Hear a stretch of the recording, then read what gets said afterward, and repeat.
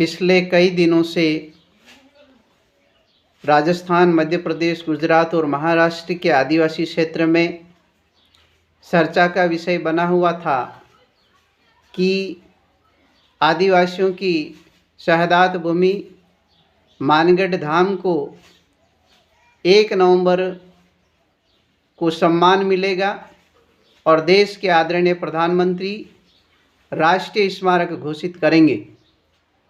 लेकिन जब राष्ट्रीय स्मारक घोषित करने की बात आई और आदरणीय प्रधानमंत्री जी मानगढ़ धाम पहुँचे, उनके उद्बोधन में आदिवासियों को लुभावने भाषण के साथ में साधने का काम किया,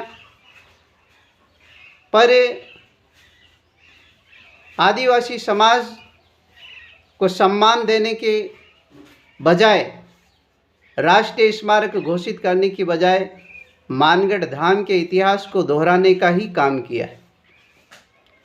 पिछले कई दिनों से स्थानीय नेताओं के द्वारा चर्चा की गई और जनता से यह बात कही गई कि राष्ट्रीय स्मारक को आदरणीय प्रधानमंत्री जी घोषित करेंगे।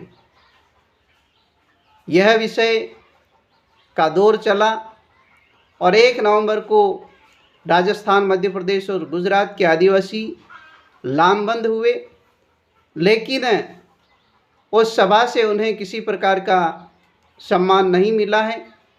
राष्ट्रीय स्मारक घोषित नहीं करना कहीं न कहीं आदिवासी समाज के साथ आदरणीय प्रधानमंत्री की हमदर्दी नहीं है।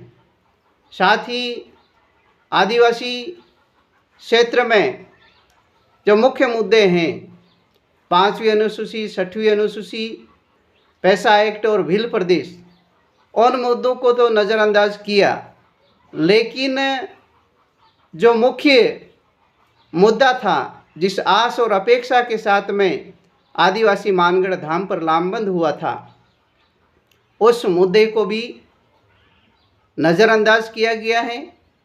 तो आज की परिस्थिति में चारों राज्यों के आदिवासी क्षेत्र की जनता समझ चुकी है और आने वाले समय में भाजपा और कांग्रेस को एक करारा जवाब देने का काम करेगी, क्योंकि आए दिन राजस्थान और मध्य प्रदेश में ST/SC समाज के और जो मानगढ़ की बात अभी भारत के वड़ा प्रधान और कांग्रेस के मुख्यमंत्री वहां जाकर आदिवासियों को श्रद्धांजलि दी, तो मैं उसको पूछता हूं, वो जो कांड हुआ था 1913 17 नवंबर को, बाद में भारत में अंग्रेजों के बाद वो सरकार बनी 52 में, तो आज क्यों उसको पता चला कि यहाँ इतने आदिवासी मरे थे?